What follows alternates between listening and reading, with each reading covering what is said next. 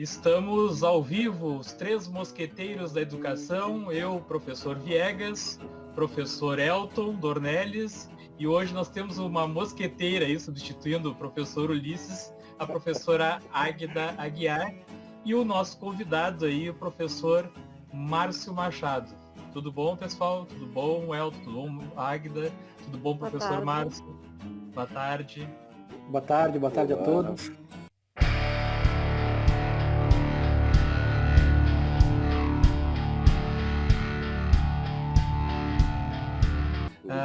Então, hoje nós convidamos aí o professor Márcio para falar um pouco sobre o letramento digital aí, né? Como é que está sendo esse trabalho aí para a SEDUC, para os professores do Estado, né? Primeiro, dar boa tarde a todos os professores aí que estão nos acompanhando, pais também, alunos, né? O pessoal todo que nos acompanha, o pessoal lá do meu canal no YouTube também, o canal do professor Viegas, que estão sempre acompanhando o meu trabalho aí, né? Professor Márcio, eu vou deixar tu te apresentar aí primeiro, assim que o pessoal, os professores já te conhecem aí, né? Mas é bom fazer uma apresentação aí para quem entrar agora na live, né? Bom, gente, o meu nome é Márcio Machado, então eu sou professor. Esse ano completo 30 anos de magistério. Comecei muito cedo, comecei dando aula na Escola Santa Doroteia, em Porto Alegre, lá em 1990, de 17 para 18 anos. Eu tinha recém entrado na faculdade. Quando eu entrei na faculdade, comecei a dar aula. Dei aula em cursinhos de informática também, na época dos cursinhos de informática. Esse ano eu faço 48 anos. E depois que a gente é mordido pelo vírus, né, vírus da aula, a gente não quer mais sair da aula. E depois disso, então, além da educação básica, dei aula também em Capão da Canoa, na Escola Divina Providência. E depois comecei a dar aula na UBRA. E estou na UBRA há 26 anos. Já esse ano eu completo 26 anos. Passei por vários setores dentro da universidade, comecei dando aula, depois trabalhei durante 15 anos como coordenador de curso. Eu coordenei os cursos de informática, onde eu pude ter a oportunidade de propor, de criar novos cursos para a UBRA. Então eu criei uns 3 ou 4 cursos. E eu sou um cara muito empreendedor, então eu sempre busquei fazer outras coisas em paralelo, né, coisas que me complementassem. Como eu trabalho com consultoria educacional já há muito tempo, eu auxiliei já na criação de diversos cursos de informática de outras faculdades, aqui no estado e fora do estado. Eu sou avaliador do MEC para cursos EAD, para autorização de faculdades e universidades, né, de instituição de ensino superior EAD, e consultor educacional, trabalhando agora para o Monteiro Lobato, que fechou essa parceria com a SEDUC, onde me coube aí conduzir, né, a parte de letramento digital e também auxiliar a SEDUC no planejamento das aulas remotas. Então, de certa forma, eu tenho umas informações interessantes e acompanhei o processo desde o início, né, desse desafio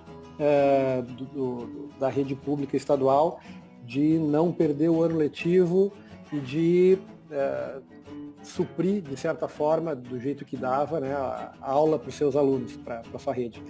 E eu tenho colegas meus que trabalham no Instituto Federal, por exemplo, que ainda não... O Instituto Federal está sem aula ainda, desde o início da pandemia. Não se sabe ainda se vai se perder o ano, o que vai acontecer. Então eu achei muito interessante, de certa forma, a agilidade, mesmo que a gente hoje avalie, né, olhando de fora, que parece que foi tardia, mas é um gigante para se movimentar, né? São 60 mil alunos, aí 2.500 escolas. Então, é um movimento muito complexo mesmo. E está sendo muito legal. Foi uma experiência que, para mim, está sendo muito gratificante. O letramento digital está tendo um feedback muito positivo, né? A gente faz a avaliação de todas as aulas, né? No final de cada aula, a gente pede para os professores avaliarem a aula. A gente está com uma média de satisfação dos professores muito bacana. A gente verifica também o que os professores pensam, qual é a avaliação deles quanto à relevância daquele conteúdo que foi dado em aula, também a relevância do conteúdo, mesmo dos conteúdos mais básicos. Ontem dei uma aula sobre Google Documentos, que muita gente já trabalha com Google Documentos, e mesmo assim teve bastante gente que já trabalhava e que sempre aprende uma coisinha a mais. Então, está sendo muito legal, estou gostando muito dessa experiência. O formato que nós optamos por trabalhar também, era um formato desafiador. Eu já dei muita capacitação por aí, mas nunca nesse formato. Eu trabalhava 100% por live, interação zero, mas não é o que a gente queria conseguir interagir com o professor. Independente disso, porque a gente sabe que tem professores que estão dando aula, a gente está consertando um avião em pleno voo. É verdade. Né? Isso é muito complicado. O professor está se letrando no meio de um ano, no meio de um semestre. E aí tem muitos comentários, isso tinha que ter sido feito antes. Eu concordo, mas não foi, está sendo feito agora. Além das tirar dúvidas, nós temos uma equipe de tutores para tirar as dúvidas online dos professores. Porque a gente imagina que muitos professores não vão ter tempo de assistir ou não estão conseguindo acompanhar as aulas e vão fazer isso no tempo que tiverem, né? No tempo que acharem por bem fazer, quando tiverem necessidade de fazer e se tiverem necessidade de fazer. E aí, nesse momento, pode ser daqui a um mês, daqui a 2 meses, pode ser em dezembro, podem surgir as dúvidas. E aí, nós temos uma equipe com 85 tutores, se eu não me engano, trabalhando das 8 da manhã às 22 horas, dando suporte para os professores da rede. Qual é a sensação de tu fazer uma live com... Eu vejo que a média ali, posso estar enganado, se estiver enganado pode me corrigir, mas é uma média de 6 mil pessoas acompanhando normalmente, né? Pelo menos às vezes que eu entrei foi isso que eu... Online vai isso, vai de 6 a 10. Online, né? Online, que está assistindo naquele momento. Depois vai assistir. Mas qual é? Porque assim, nós fizemos uma live aqui, eu, o Elton e o Ulisses, e foi a live sobre, nós falamos sobre, antes do letramento, antes disso tudo aí, nós fizemos sobre o Classroom. E aí o NTE até divulgou e entrou muita gente mesmo, né? E aí eu sei que teve uma hora que chegou a ter 600 na hora ali e eu não dava conta de... Eu queria ler os comentários de todo mundo e via aquelas mensagens passando e eu não dava... 600 pessoas, né? 600 pessoas. E eu vejo lá que a tua tem 6, 7 mil pessoas. Como é que é isso? Como é que tem uma pessoa que fica lendo para ti? Tem algumas. O que a gente fez? Bom, no início eu não olhava pro chat. Não tinha como olhar. Então, as 2 primeiras aulas, elas não tinham essa interação na hora, né? A interação era por meio do tira-dúvidas. Então, depois que acabava, eu ia para o documento, às 10 da noite nós pegávamos aquele documento de tira-dúvidas, então a minha interação era assíncrona. Eu interagia com as dúvidas, mas com um delay aí de um dia quase. E agora, nas últimas 2 semanas, depois da terceira aula, o que nós fizemos foi organizar uma estrutura, né? Nós temos uma TV com uma tela projetada na TV bem pequenininha para poder caber tudo e 2 pessoas marcando e separando as principais dúvidas.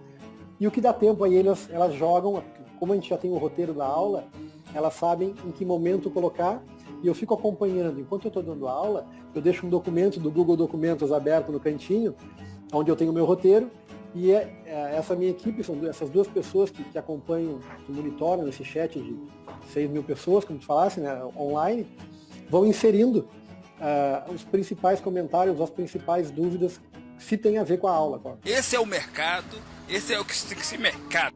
E como é que está sendo essa experiência, essa interação com os professores do Estado? Gente, é muito legal. E eu já dou aula utilizando o ensino híbrido na Ubra faz muito tempo, assim, acho que mais de 10 anos. Eu comecei trabalhando com o Moodle, trabalhei já com o NetAula, trabalhei com o Google, com o Classroom, o Google Sala de Aula, já há bastante tempo, mas sempre como ferramenta de apoio. Mas sempre uma coisa nova. E o bacana é que isso se repete a cada turma nova que eu tenho, tanto do ensino formal, na Ubra, quanto nessas capacitações. Que com o tempo, mesmo distante, a gente vai tendo mais experiência, mais intimidade e vai se soltando mais. E é incrível, eu não sei como é que se explica isso, mas hoje, as primeiras aulas eu começava tenso do como é que vai ser e ficava preocupado com as críticas no chat, e sempre tem aquelas críticas, aqueles problemas que são apresentados no chat que não tem a ver com a aula, mas são coisas genuínas, né? Eu até ia te comentar isso, se tu... A grande maioria é elogio, né? Mas lá no meio tem uns lá reclamando do salário, e a gente tem que entender, né? A gente tem que entender. E não tem a ver com o teu trabalho, né? Tu tá ali para dar o curso, né? Não... Mas é o espaço que se tem para falar, né? É o espaço que tem para... E o professor precisa ser ouvido. Então, tudo bem, eu acho que faz parte. Não vi nenhum comentário desrespeitoso, então a gente nunca interviu. A gente respeita o espaço do professor. Às vezes outros professores ficam meio indignados e acabam respondendo ali. Mas é uma coisa muito legal. E eu tenho notado que eu estou mais próximo, que eu tenho me soltado. Isso acontece sempre, né? Todos os semestres, quando a gente começa uma turma, a gente começa com aquela expectativa que a gente tem que conseguir medir o nível de aprofundamento, medir o tipo de linguajar, o tipo de exemplo que a gente vai trabalhar. Então sempre o início é um pouco mais tenso. Mas agora eu acho que eu já consegui entrar no ritmo da turma, e é uma turma grandinha, de 60 mil professores, né? Porque a gente consegue perceber pelo feedback dos professores o que está agradando. Se o ritmo está agradando, se o nível de aprofundamento, ou o nível de superficialidade está muito grande. Então, como a coisa já estabilizou, eu já estou muito mais relaxado e interagindo mais. Eu comecei nas últimas aulas já a brincar mais com os professores. Sei. Antes estava uma coisa mais formal. E eu comecei a... Então, está sendo uma experiência muito bacana. Olha, da minha parte, eu não tinha percebido. Para mim tava normal, não percebi. O Márcio é famoso já, né? A gente está sempre bom, vendo ele por aí. Não, assim, eu queria ver uma questão contigo, assim, porque essa questão de trabalhar de forma digital, né, mexe muito com a cabeça de todo mundo, principalmente para professores mais antigos, mais tradicionais, vamos dizer assim, né? E uma coisa é tu trabalhar em sala de aula ali, direto com o aluno, né, conversando com ele, sentindo a energia, a expressão, ir lá na classe dele, ver o caderno, aquela coisa toda, né? E outra questão é tu falar assim pela live, né? Ou pelas suas aulas digitais, né? Eu não sei, eu tive lendo alguma coisa sobre pensamento computacional e gostei muito, achei extremamente interessante. E aí já comecei a aprender outras coisas. Assim, como é que fica, se a gente for falar da questão cognitiva, né? Porque eu acho que esse é o grande ranço, vamos dizer assim, entre aspas, que o professor pode ter, que ele acha assim, como assim aprender sem ter esse contato direto, né? Como é que cognitivamente isso acontece na cabeça do aluno? Até porque eu vi que a nova LDB tem essa questão do pensamento computacional, né? Como é que o aluno, como é que se dá esse processo de aprendizagem, de aquisição e de apreensão do conhecimento pelo aspecto, assim, digital? Não sei. Gente, a pergunta do milhão. Eu vou tentar separar algumas coisas, Elton, da tua pergunta. É uma área que eu estou apaixonado. Mas tem, até eu acho que às vezes um entendimento meio comum, mas é importante diferenciar. O pensamento computacional e a cultura digital, apesar de interligados, são coisas bem diferentes. Né? A cultura digital é um termo mais abrangente, que é o que trabalha forte, a BNCC, que trabalha forte com cultura digital. Uma das competências está lá, trabalhar com a cultura digital em todos os níveis. O pensamento computacional inclui o aluno que tentam levar esse novo mundo, esse novo paradigma digital para os alunos. Aonde, quando nós expomos um aluno num ambiente virtual, não é simplesmente um lugar que ele pode baixar conteúdo.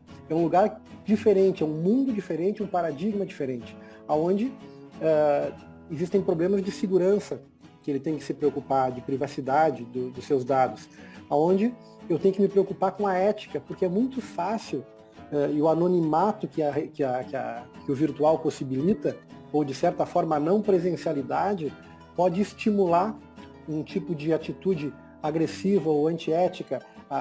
Existe a suposta impunidade do que é feito no digital. Então, todas essas questões a gente tem que trabalhar com o nosso aluno, porque é um novo paradigma. Né? A fake news, como ele vai se certificar que a informação que ele está acessando é uma informação verídica,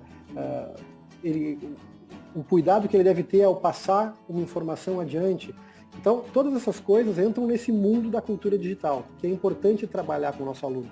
A produção de textos em meio digital. O que é um tweet, né? Um texto de 255 caracteres, onde o aluno tem que ter um poder de síntese para conseguir escrever uma coisa ali. Então, existem várias... Então, a cultura digital, a importância de trabalhar a cultura digital nos nossos alunos, é poder inserir o aluno nesse mundo que ele já vive, mas a gente trabalhar com esse aluno. Existem vários países que já implantaram o pensamento computacional no currículo da educação básica. O pensamento computacional é como a gente tem hoje, o pensamento matemático, que é uma forma matemática de resolver um problema. O pensamento sistêmico, que é a forma sistêmica de resolver um problema. O pensamento científico, e tem o pensamento computacional.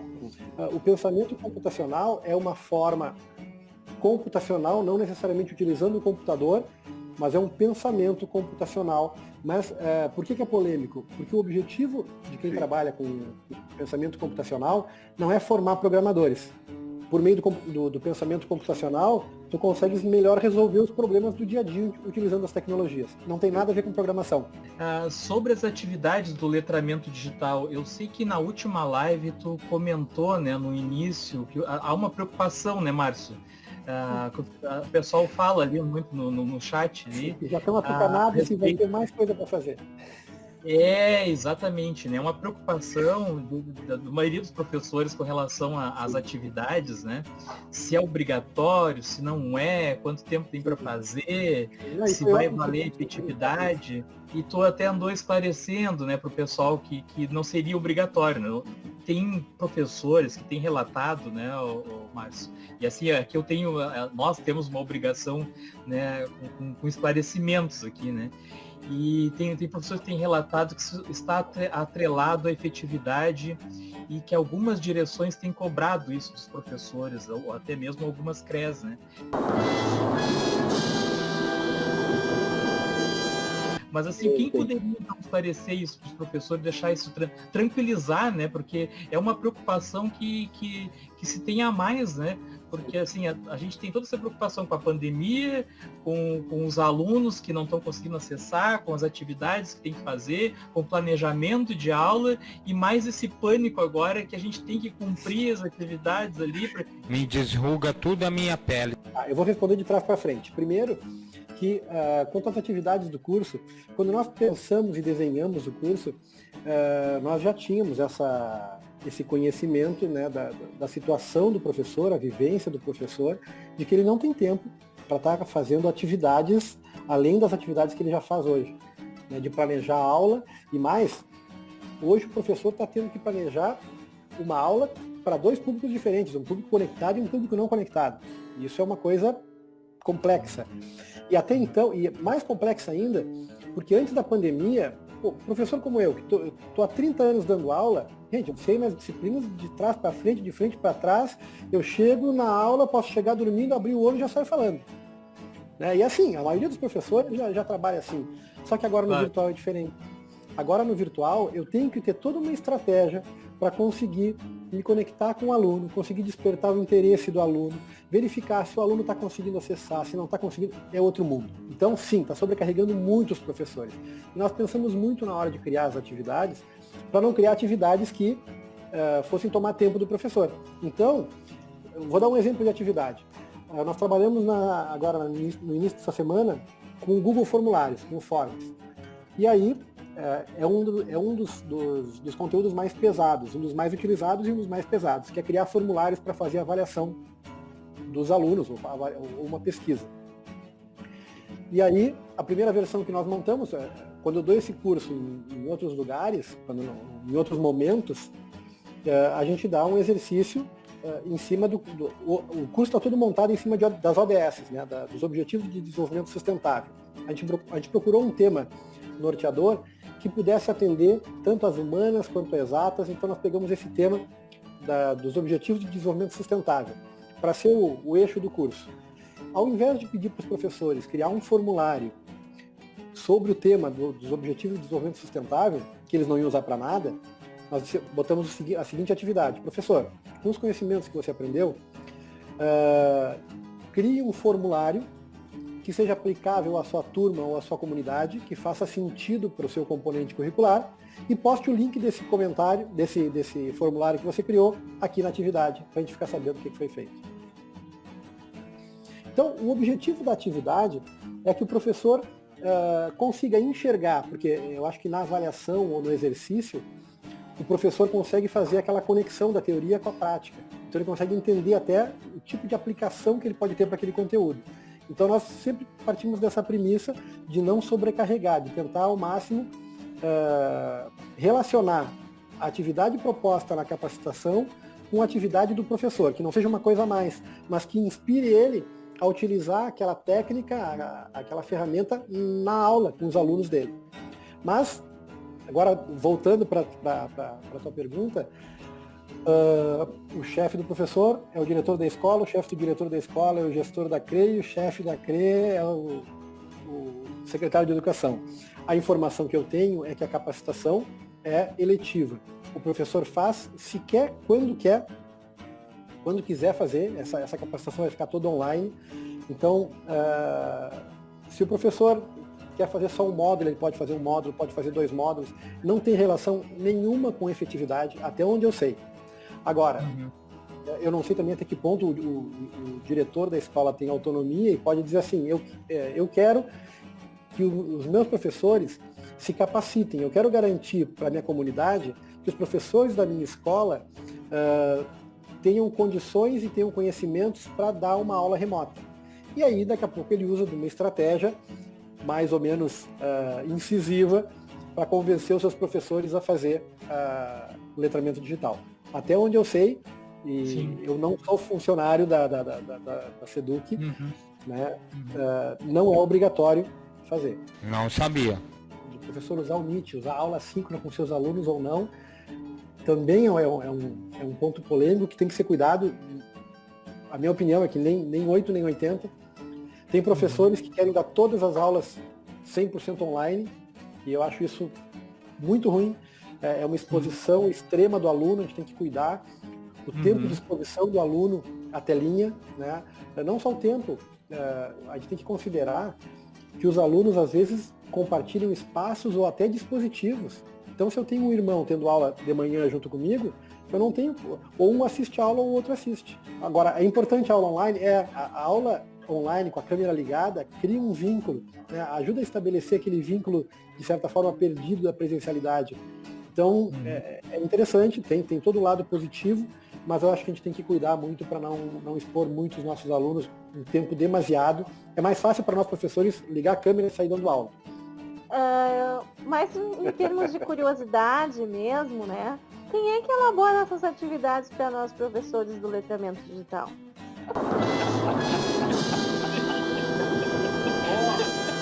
Gente, é uma equipe. Eu tenho, são na verdade 3, a Monteiro Lobato trabalha em parceria com mais 2 empresas, a I51 e a Topser.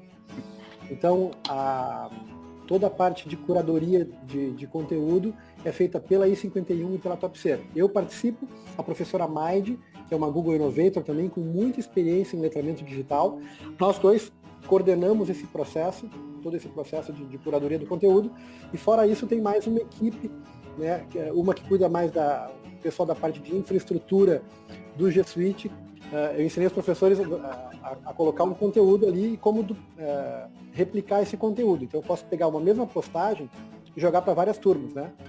Só que são 2.500 turmas. Imagina se cada conteúdo daqueles a gente for jogar para 2.500 turmas. Então a gente tem que ter todo um sistema automatizado para conseguir fazer isso. Então é uma equipe grandinha, assim, tem umas 7, 8 pessoas que estão conectadas também. Nem toda a tecnologia está conosco. Tem coisas que estão com a GetEdu, que é uma empresa de São Paulo, uma parceira Google, que faz a parte mais de infraestrutura. Eles também fazem essa parte de replicação. Então é um circo grande para conseguir fazer essas aulas. Elton, tá acordado aí, Elton? Oi, eu vou voltar aqui. Acorda, Elton! Tô.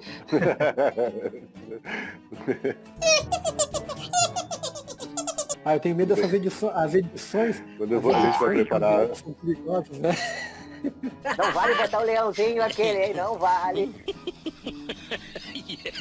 Quando eu vou preparar as aulas, eu sou da área de humanas, eu dou aula de sociologia e filosofia.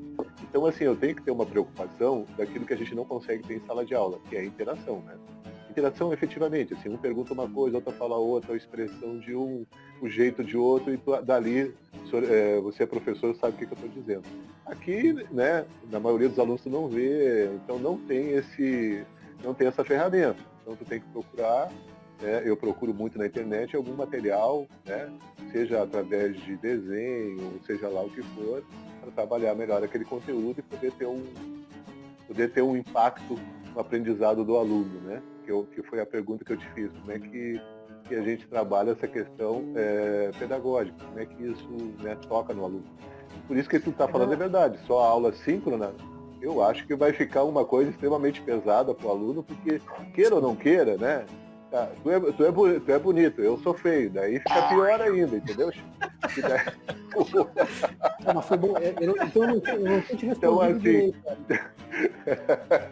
Tem esse lado aí, entendeu? Assim, a gente falou, isso é a resposta de 1 milhão, mas assim, como é que a gente fica naquela expectativa tentando saber como é que o aluno apreendeu aquilo? Será que aquilo tocou nele? Não sei. As tecnologias facilitam muito o trabalho com metodologias ativas. Eu sou fã de trabalhar com metodologia ativa. E quando a gente trabalha com metodologia ativa, a gente, de certa forma, facilita a possibilidade da personalização da aprendizagem.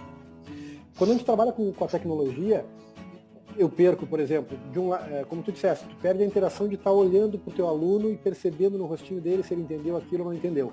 Mas tu ganha, por um outro lado, a possibilidade de que o aluno tenha um universo na ponta do dedo dele, que ele pode consultar, que se ele tivesse na sala de aula ele não poderia. Não é que trabalhar com sala de aula invertida seja complexo. É difícil a quebra do paradigma. E foi difícil para mim também, começar a trabalhar com sala de aula invertida e com metodologia ativa. Porque a gente tem medo. A gente trabalhou muitos anos com um paradigma onde a gente tem o conhecimento, chega lá na aula e explica para o aluno. E abrir mão disso é complexo. Imagine que assim, saiu a vacina, tá todo mundo, foi extinta o Covid, foi erradicado o Covid a partir de janeiro. Em março, gente, não vai ser igual. Os alunos vão querer coisa diferente. Eu vou ter dificuldade de ter que ir para aula todos os dias da aula. Você é maluco, é? Porque eu sou suspeito, eu gosto muito de tecnologia, né? Então não vai ser só o aluno. Eu tenho alguns professores que vão sentir dificuldade. Eu vou ser um que a Viviane fala na situação aqui, que ela pensa que o letramento digital é um espaço para fazer comentários e questionamentos sobre o curso, não para lamentações. O curso é fundamental para o momento. Eu sei, Viviane. Viviane, eu também concordo contigo. Só que vamos fazer um paralelo da sala de aula presencial. Quando a gente está na sala de aula presencial, o aluno é a vida dele. Se ele passou por um problema no recreio, ele vai ter aquele momento de conversa na sala. Então, eu acho que é natural. Às vezes incomoda um pouquinho, mas a gente fecha um olho, o professor está ali, eu acho que é... Muitas vezes ali não é um xingamento direto à tua aula ali, né? Muito pelo contrário, eu vejo muitos elogios ali, o pessoal gosta da tua aula. As reclamações são as questões, né, de outros problemas, né, de internet, de estrutura, né? Que a gente continue usando o remoto como uma coisa positiva, como uma ferramenta de inclusão, né? Muitas vezes, por meio da tecnologia, nós conseguimos incluir alunos com deficiência, ou alunos que não têm possibilidade de trabalhar sem a tecnologia. Mas é óbvio que o ensino presencial é muito melhor, né? A gente enxergar o aluno, conseguir trabalhar com ele, a interação é muito maior. Mas uma coisa não exclui a outra. Eu acho que o segredo é bem isso que tu falaste, é a balança. Né? Conseguir olhar o que tem de bom e o que tem de ruim ou de não tão bom, né? e dosar. O pessoal pergunta muito, que acha, são maravilhosas as aulas, mas, se tivesse iniciado lá em abril, né? Deixa eu comentar duas coisas importantes para isso, né? Eu acho que não explica, pode não justificar, mas explica. Né? Foi feito todo um trabalho junto à Secretaria de Educação de que a gente vê que muitas redes de escola, e sobretudo as particulares, quando começou a pandemia, o que eles fizeram? Contrataram um ambiente virtual de aprendizagem, um AVA, disseram, professores, a partir da semana que vem vocês têm que dar aula online. A Secretaria de Educação fez o seguinte, chamou uma equipe, né, e nesse caso eu comecei com um trabalho já há mais de um ano atrás. Eu era presidente da Rede Gaúcha de Incubadoras e Parques Tecnológicos, da Regimp, e eu comecei a fazer um trabalho junto à Secretaria de Educação, e como a minha área era educação, eu acabei me apaixonando pelo programa Jovem RS, da SEDUC, e me chamaram para quando começou a pandemia, para ajudar a pensar, né, em estratégias. Como eu era avaliador do MEC, sou ainda, né, avaliador do INEP e do MEC para instituições de ensino superior, EAD, eu tinha bastante experiência nisso, já avaliei cursos no Brasil inteiro. Me chamaram para vir, mais, o que tu acha que a gente pode fazer? Eu digo, bom, gente, primeiro, EAD não é só ambiente, não adianta só ter ambiente, nós temos que ter conectividade, os alunos têm que ter acesso à internet, os professores também, então tem que ter link de internet, tem que ter equipamento para conseguir conectar, tem que ter capacitação, e não adianta nada gastar uma Babilônia comprando Chromebook para professores se não capacitar os professores. Então tem que ter capacitação, tem que ter ambiente, tem que ter internet e tem que ter equipamento. E também, num momento de pandemia, onde nós temos um ano encurtado, nós temos que ter um currículo também, um currículo emergencial, né? Então, nesse sentido, isso não se faz de uma hora para outra, né? Então isso tem que reunir muita gente para organizar. E a contratação pelo poder público, mesmo contratando uma entidade sem fins lucrativos, né, que foi o que foi feito, é uma coisa extremamente burocrática. Então já tinha sido separado, já tinha sido selecionado uma instituição que na última hora essa instituição teve um problema, ia começar, tipo assim, sexta-feira ia ser assinado o contrato para começar segunda, e aí teve que se voltar lá para o início do processo, porque essa instituição não pôde assumir o projeto, e isso atrasou um mês o projeto.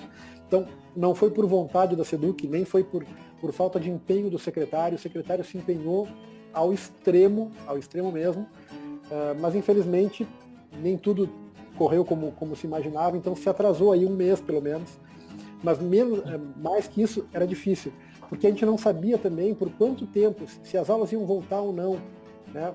O antigo diretor do departamento pedagógico da SEDUC imaginava que as aulas fossem voltar, não se tinha ainda um plano, lá em março não se tinha plano de aulas remotas.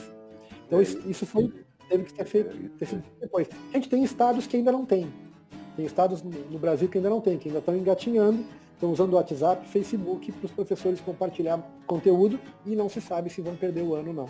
Eu acho que, falando dessa questão da reclamação dos professores, né, uma coisa que o Márcio deve saber muito bem, é que as pessoas o magistério está muito indignado com essa questão de tirada de direitos, né?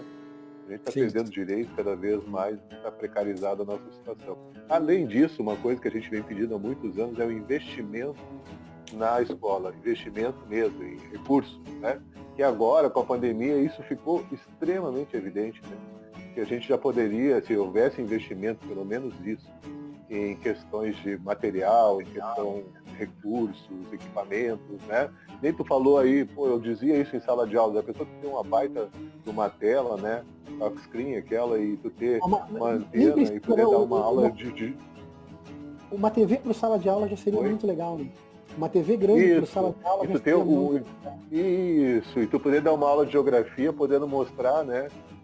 Ali na tela, cara, então quer dizer, essas coisas meio que chateiam, porque agora está sendo cobrado do professor uma coisa que não é só por ter atrasado, mas quantos anos sem investimento na educação, no mínimo na estrutura das escolas, né? Não, eu concordo, mas eu sou um cara, eu sou um romântico otimista, muito otimista sempre. Então, eu acho que as mulheres gostaram de... A gente está tendo investimentos como nunca tivemos, né, na educação. Estão sendo comprados aí, e também está atrasando em função de burocracias, né, do poder público, burocracias que de certa forma são importantes, porque se com burocracia acontecem os absurdos que a gente vê acontecendo no país inteiro, né, imagina se não tivesse o mínimo de burocracia. Então é um mal necessário, infelizmente. Não estou defendendo a burocracia, mas estão sendo comprados os Chromebooks para os professores. Eu acredito que uma das coisas importantes é que Há um tempo atrás, vamos voltar alguns anos atrás, quando compraram os tablets para os professores. Foi feito um investimento maluco, foi comprado um monte de tablets para os professores e capacitação. O que os professores... Eu conheço vários professores que pegaram os tablets e não fizeram nada com os tablets. Foi um dinheiro posto fora. Hoje, se aqueles tablets chegassem para os professores, ia ser outro mundo. É verdade. Mas aí, o Márcio, entra no que o Elton falou ali. A gente, às vezes, a gente questiona muito, assim, que a gente fica discutindo pedagogia, questões pedagógicas nessas reuniões, e poderia ser usado muitas vezes para uma formação, por exemplo, assim, nas escolas, que nem agora, tem professor de referência, né? Lá na escola, por exemplo, escolheram, mas teriam outros professores também para ser escolhido, como assim, normalmente em cada escola tem um professor que sabe um pouquinho mais, que é um pouco mais curioso, né? Que poderia estar fazendo esse trabalho em algumas reuniões, dando formação para os colegas, né? E muitas vezes a gente perdeu tempo discutindo o sexo dos anjos, falando da mesma. Pô, tu é professor, tu sabe como é que é a reunião de escola, né? Tu fica discutindo, aí chega o final da reunião, tá, o que nós decidimos? Não sei. Tu não sabe o que foi decidido, ficou todo mundo brigando ali e não se decidiu nada. Mas olha assim, ó, na próxima reunião a gente decide. O diretor aí sabe como é que é. Mas aí, voltando ao meu romantismo, o que eu acho é o seguinte, agora não tem mais, agora não vai ter mais desculpa, né? Porque os professores vão estar capacitados, os professores estão sedentos por instrumento, por ferramenta, e quando as aulas voltarem, eles não vão dizer assim, tá, gente, agora eu esqueço o meu Chromebook e eu vou trabalhar com GIS. Não, o GIS é legal, mas tem coisa que vai... Então, eu acho que vai ter investimento, e os investimentos agora vão ser muito menores e melhor aproveitados. Mas essa equipe que está cuidando lá na SEDUC, que está trabalhando em cima desses processos de aulas remotas, é um pessoal com uma visão muito interessante para tecnologia. E não é só tecnologia e equipamento. Eles têm essa visão, que não adianta nada ter a tecnologia se não tiver capacitação. Então a gente tem que aproveitar, eu acho que a rede tem que aproveitar esse momento onde o governo está sensível, né? Hoje, gente, o governo de qualquer estado é saúde e educação. É o calcanhar de Aquiles na pandemia, é a saúde e a educação. Então os investimentos, está se limpando o cofre de tudo que é secretaria e estrada, não esquece construir estrada. Rua, esquece rua, é educação e saúde. Então a gente tem que aproveitar isso. Olha o que eu comentei que nós montamos para os professores, né, do projeto Educa Digital, está com tão pouca procura, nós temos lá 85 tutores para atender a SEDUC, a gente está com tão pouca procura que a gente abriu o atendimento para alunos também. Não estava previsto isso, não está no contrato, mas nós abrimos e a gente está atendendo alunos. E está sendo muito legal. Os alunos são muito queridos e é engraçado, teve um que entrou assim. Eu imagino que seja muito engraçado. É muito legal. Teve um que entrou assim e disse, olha, eu não estou na minha turma, eu entro no Classroom e não tem turma nenhuma. E aí nós entramos lá, olhamos, realmente não tem que falar com a tua diretora, e a diretora vai verificar no sistema para te incluir. Aí na próxima carga do sistema tu já vai entrar. Aí ele disse assim, eu sei, eu falei com ela me disse isso. Eu só quis perguntar para vocês para confirmar isso. Se era. Se era verdade. Né? E o Pedro, me dito que vocês são muito legais. Por isso que eu quis falar com vocês. Então, para eles também é uma diversão, eles entram no chat para conversar com os tutores. Tudo barato. Teve um dia que estava tentando fazer o login lá no site da SEDUC. Eu não mereço isso. Ele queria entrar no... Eu não estou conseguindo entrar. Aí ele me manda uma foto. Aí ele não conseguia fazer o print. Me manda uma foto, me mandou uma foto. Não. Aí é o site da SEDUC. A Google tem um programa, que é o Google for Education, que é o programa educacional da Google, que é um programa que disponibiliza o G Suite. O G Suite é um conjunto de ferramentas da Google para a área de educação, onde entra o Classroom, Gmail e várias coisas. Esse Google for Education, por exemplo, se eu tenho uma escola privada e eu quiser botar o Google, eu tenho que pagar, se eu não me engano, $20, talvez um pouco menos, depende da quantidade de alunos, por conta. Para entidades sem fins lucrativos, para instituições públicas, escolas públicas, isso é 100% gratuito. Nada, zero. Mesmo que não seja público, eu posso ter uma instituição sem fins lucrativos, uma ONG, montar uma escola e a minha escola é uma empresa sem fins lucrativos, mas ela não é pública, ela é privada, ela tem uma diretoria, só que é uma entidade sem fins lucrativos. Se eu tiver uma escola assim, eu posso ter acesso ao Google for Education gratuitamente. Isso é de graça, é só vocês entrarem no education.google.com, preencher um formulário, manda cópia dos documentos da escola, e a escola tem acesso gratuito a toda a plataforma.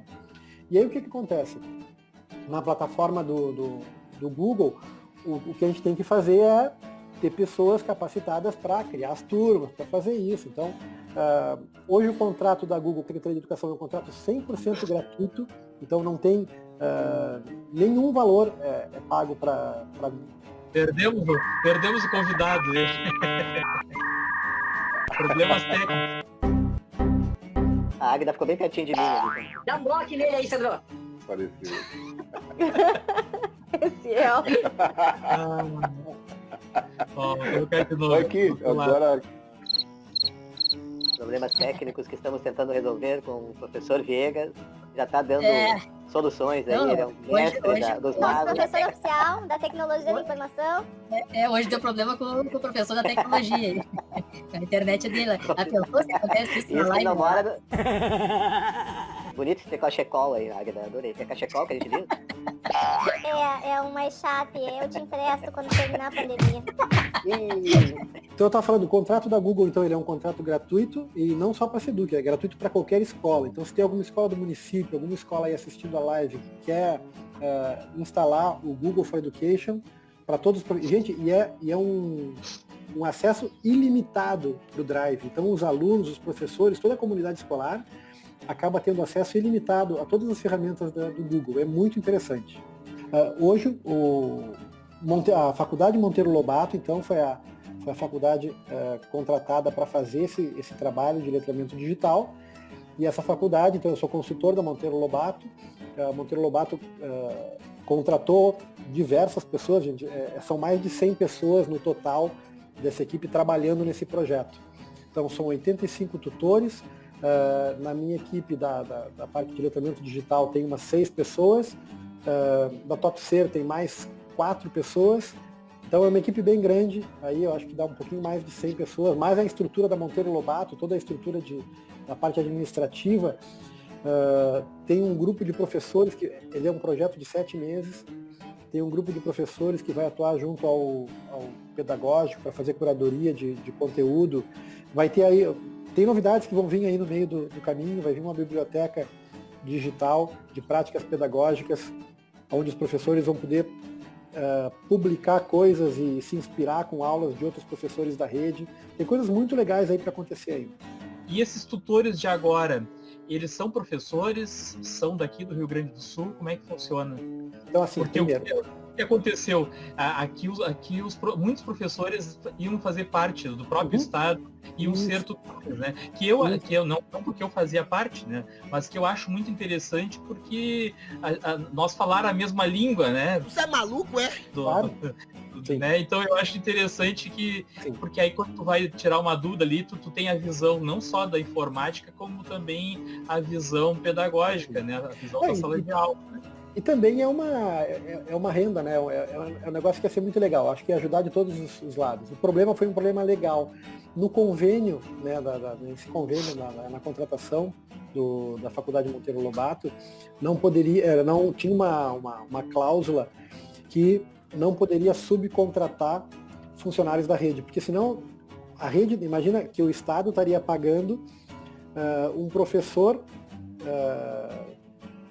por uma outra fonte de renda.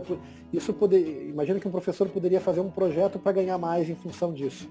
Então, tem um dispositivo que infelizmente não permite. E a gente não tinha visto isso no início, né? A fundação que ia assumir o projeto no início não sabia disso. E aí a Fundação Monteiro Lobato, quando assumiu, disse só um pouquinho. Aqui nesse grupo tem vários funcionários que são funcionários do Estado, e não pode. E aí foi uma surpresa. Disse, não, como não pode? Pode sim, a outra fundação ia fazer. Aí a gente olhou na lei, fez uma consulta ao jurídico da Secretaria de Educação, e eles disseram, realmente não pode, porque é um dinheiro que vem do Estado e não pode subcontratar um professor que já é professor do Estado. Hoje nós temos professores do Brasil inteiro, Então hoje de manhã eu estava conversando com um tutor, que ele é um Google Trainer, então a gente, de Manaus, tem pessoal do Piauí, tem gente do estado inteiro, a maioria do Rio Grande do Sul, mas tem vários de outros estados.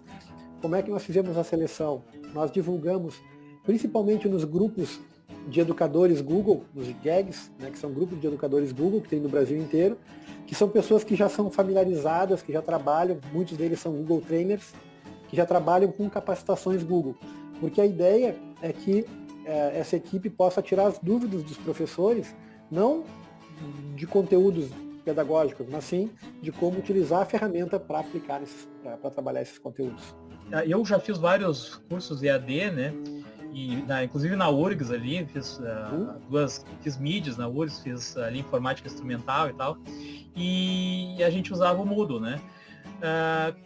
Até na questão nem é por que escolheram o Classroom ou não, mas por que o Classroom não tem algumas funcionalidades que o Moodle tem, por exemplo, o chat interno, que é muito bom, né? Ter um chat dentro do próprio ambiente, né? O fórum, né? Tu não acha eu escutei um comentário, eu escutei uma crítica, não lembro onde é que eu li, uma crítica do porquê o Estado está dando dinheiro para Google e não usou o Moodle, que é gratuito. Eu já ouvi também. Eu acho que cabe um comentário legal sobre isso. Primeiro que eu já falei para vocês que o Google é gratuito. Aí tem uns que dizem, mas a Google está pegando dados dos alunos, está pegando a aula dos professores. Não, gente, isso não existe. Existe um contrato, existe uma coisa chamada LGPD, que é a Lei Geral de Proteção de Dados, na qual a Google é signatária, a secretaria. Então, existe toda uma questão de segurança para isso. Não se preocupem com isso. Tá? E quem duvidar, me provem ao contrário. Meus contatos estão aí, me mostrem onde é que deixa essa brecha no contrato da Google com o Estado, da Google com qualquer escola, não é só o Estado. Hoje o Google Classroom está sendo utilizado em municípios, em escolas do Brasil, do mundo inteiro. Agora, Moodle e Google Sala de Aula. O Moodle é gratuito, sim. O Moodle é gratuito também. O Google Sala de Aula é gratuito.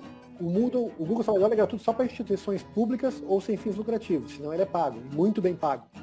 Se eu quiser botar na minha escola, eu tenho que pagar e tenho que pagar muito. Aí eu prefiro botar o Moodle. Só que o Moodle ele é gratuito, a ferramenta, o software. Porém, para rodar um ambiente desse, uma ferramenta dessas, eu preciso de computadores, eu preciso de servidores com internet, então eu preciso ter. Vamos tentar fazer uma analogia aqui com o celular. Imagina que eu tenho um aplicativo, que esse aplicativo é gratuito. Só que é um aplicativo que só roda no iPhone. E só roda no iPhone XR. E eu tenho um outro aplicativo, que é gratuito também, mas roda no Android em qualquer lugar. É como o Google Sala de Aula. O Google Sala de Aula, a Google não oferece só o Google Sala de Aula. Ela oferece os computadores, os servidores para rodar o Google. Ela oferece a internet de alta disponibilidade e de alta segurança, aonde vai rodar esse servidor, esse Google Sala de Aula, e já o Moodle não. O Moodle, a ferramenta é gratuita, mas eu tenho que ter um servidor, eu tenho que pagar por o aluguel ou comprar um servidor potente, eu tenho que ter uma equipe capacitada que faça um monitoramento 24/7, 24 horas por dia, 7 dias por semana. Eu tenho que ter uma estrutura para fazer backup. Eu até te falar, mas eu como um professor mortal aí, eu tentei fazer o cadastro no Moodle antes, porque tem Moodle gratuito, muito antes disso tudo. Eu tentei fazer e não consegui. Você é burro, cara, que loucura. Mas o Moodle, ele é uma ferramenta gratuita, ele é open source, que a gente diz, então o código dele é aberto para a comunidade, então tem toda uma comunidade de desenvolvedores de software especializados em Moodle que fazem essa ferramenta Moodle crescer. Eu sou fã do Moodle, eu gosto muito do Moodle. Porém, o tamanho do Estado não é viável colocar o Moodle.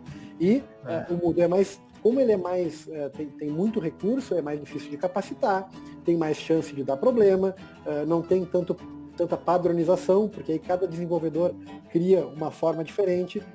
A gente chama de curva de aprendizagem, né? A curva de aprendizagem para a utilização do Classroom é muito menor do que a curva de aprendizagem para o Moodle. Então o Moodle é muito bom, só que os dois são grátis, só que ele acaba sendo muito mais caro. O Google, a gente não precisa se preocupar com backup, com segurança, com isso e com aquilo, a Google dá conta de fazer tudo isso. Mesmo que a gente a gente não está pagando nada para usar o Google, mas a Google consegue vender aqueles links patrocinados ali. E isso para eles vale muito dinheiro. No contrato com a Google não pode vender, não pode fazer nada com os dados dos professores. Isso está no contrato da Google. Então a Google não vai mandar propaganda para ninguém, a não ser que você não tem lá e autorize. Não, tu falou que era mortal. Falou que era mortal. Imortal só o tricolor. Tem professores, inclusive, ô Márcio, que tem dito que não consegue nem assistir tuas lives. Teve gente que reclamou, Márcio, eu não consigo ler direito o que está na tela. Aí pode ser em função da internet. Aí entra na engrenagemzinha e ao contrário, aumenta a resolução. Só que vai ocupar mais banda, vai usar mais internet. Então isso dá para fazer. A internet patrocinada estava para ser liberada agora na próxima semana já, faltam algumas empresas eu sei que já assinaram um contrato até, só que são todas as operadoras, né, que estão participando desse processo, então todas têm que assinar, mas deve estar chegando aí para os alunos e para os professores a internet patrocinada esse mês com certeza ainda. Só para pontuar que a internet, né, principalmente para os alunos, eu acho é muito importante, porque tem muitos preocupados com as atividades que não estão conseguindo fazer. Eu atendo muitos deles, né? Estão realmente preocupadíssimos. Alguns estão sem fazer atividades desde abril. Eu imagino a angústia desses alunos. Sim. Eu coloquei dos Chromebooks, também já comentou, né, Márcio? É para sair, né? É para sair, gente. É para sair. Já teve a licitação e tudo. Eu sei que... Qual é o problema, né? Essa burocracia. Aí chega um dia, quem perdeu entra com recurso, e aí outra entra com recurso, ninguém quer perder o negócio, então, mas estava para sair. A ideia da Seduc é que ainda em agosto se resolvam tanto a internet patrocinada quanto os Chromebooks para os professores. Eu vi que teve uma professora que botou ali quanto a imagem, eu também escutei já de alguns professores quanto ao direito de imagem. Mas como é que eu vou gravar minha aula? É o meu direito de imagem. Sim. Isso também é um assunto meio polêmico, tá?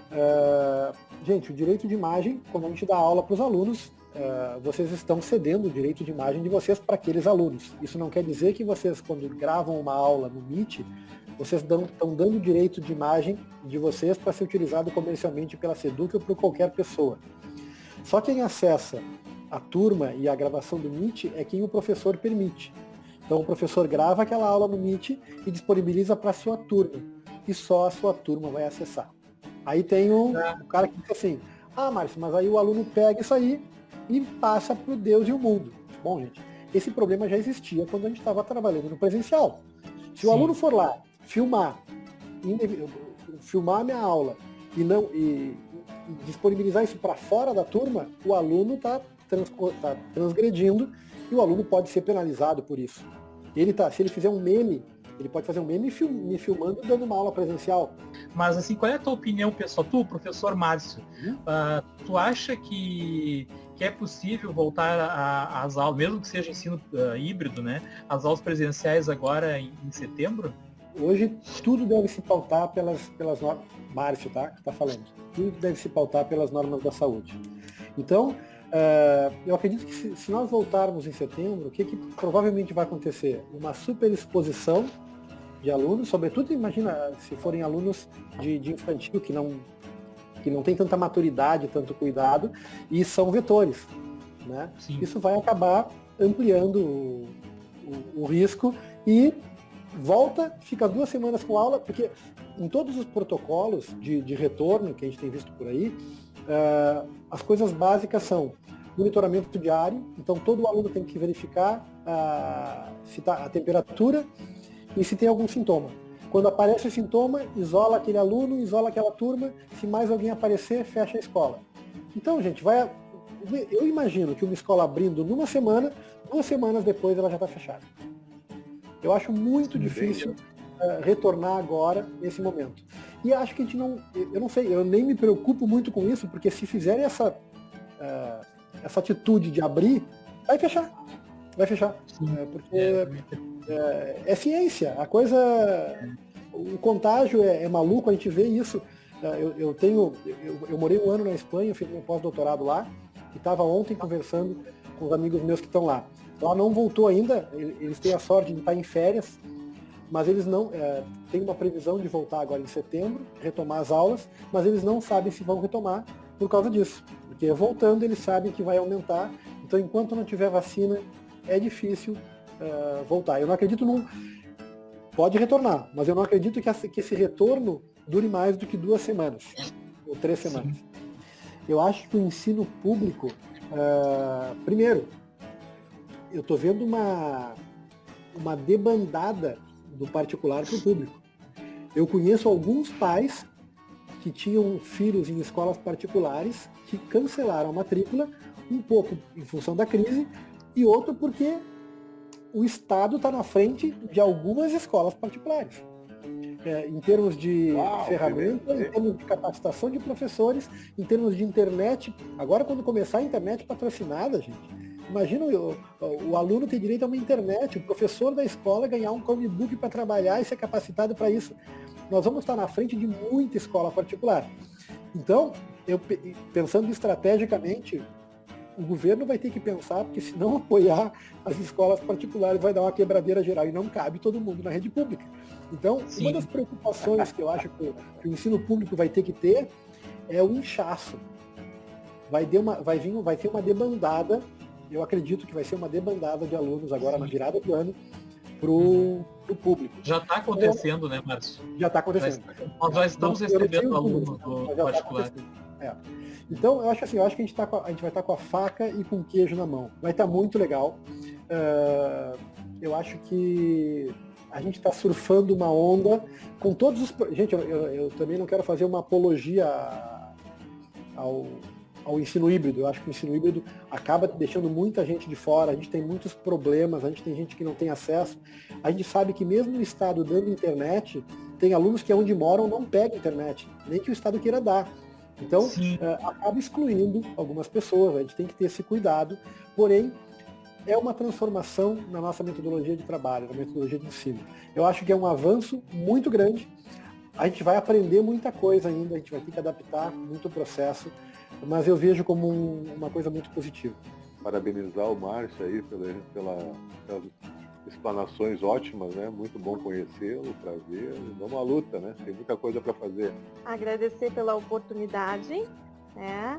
As aulas têm sido maravilhosas, complementando o conhecimento aí inicial que a gente teve que se virar, né, Sandro? No início a gente incomodou bastante o Sandro para ele nos ajudar no pontapé inicial, agora a gente vem complementando com as aulas de letramento, né? E agradecer pela oportunidade de estar aqui também. Obrigada, Sandro, também. Primeiro, assim, eu queria te parabenizar, né, Márcio, pelo trabalho que tu está fazendo, porque eu já fiz bastante tutoriais, só do próprio Quest 1 já tenho acho que uns 12 lá, mas eu nunca fiz ao vivo, né? Eu sei que não é fácil. Porque quando tu grava um tutorial, eu vou lá, edito, corto e tiro as partes, volto atrás, gravo de novo e fazer ao vivo e a cores, assim, não é fácil, né? A gente que trabalha com informática sabe que os imprevistos estão aí, né? Daqui a pouco tu tá ali. Nunca aconteceu que tu caía a tua internet na hora da live? Já. Agora no início, sim, nas 2 primeiras a gente teve problema, a gente teve que tirar libras, a gente já teve vários problemas. Pois é, né? Então não é fácil fazer ao vivo. Né? Então eu queria te dar os parabéns mesmo, porque realmente está fazendo um trabalho ótimo aí. E também te agradecer, né, Márcio, por tu disponibilizar o teu tempo aí, que tu mesmo já falou que tá na correria aí, fazendo live a semana toda e ainda tem os 3 mosqueteiros aí no sábado para te alugar, né? Eu que agradeço, Viegas, Águida e Elton. Foi muito legal estar aqui, eu admiro muito o trabalho de vocês, eu acho que a rede tem essa característica de ajuda que é muito bacana. Eu tenho visto aí, ano passado eu tive a oportunidade de viajar o estado inteiro, em todas as regionais, levando o programa Jovem RS, dando palestra para o pessoal, e eu vi experiências muito legais dos MTS. A Seduc tem uma equipe muito comprometida, então isso é muito legal. O trabalho que a gente faz e o impacto que isso acaba gerando, isso motiva muito. É muito legal. Eu que agradeço muito a oportunidade, fico à disposição para que vocês precisarem aí, que tiver ao meu alcance, podem contar comigo, certo? Meus contatos ficam aí, se vocês quiserem, @marciorms ou marcio.pro.br é o meu site, lá tem todos os meus contatos e até meu celular. Não tem mistério, pode pode fazer contato. Então tá, muito obrigado, Márcio. Abraço a todos que estão nos acompanhando aí, muito obrigado pela audiência. Eu não coloquei todas as mensagens na tela aí, porque eram muitas mensagens, não teria como o Márcio nem comentar todas. Imagina que nossa live né, não chega nem perto aí das lives da Seduc, daí a gente já não consegue responder todas, né? Mas assim, agradecer ao pessoal pela participação aí, pelos comentários, pela contribuição e até a próxima. Então. E dá-lhe Grêmio! Dá-lhe Grêmio! Tragou a live.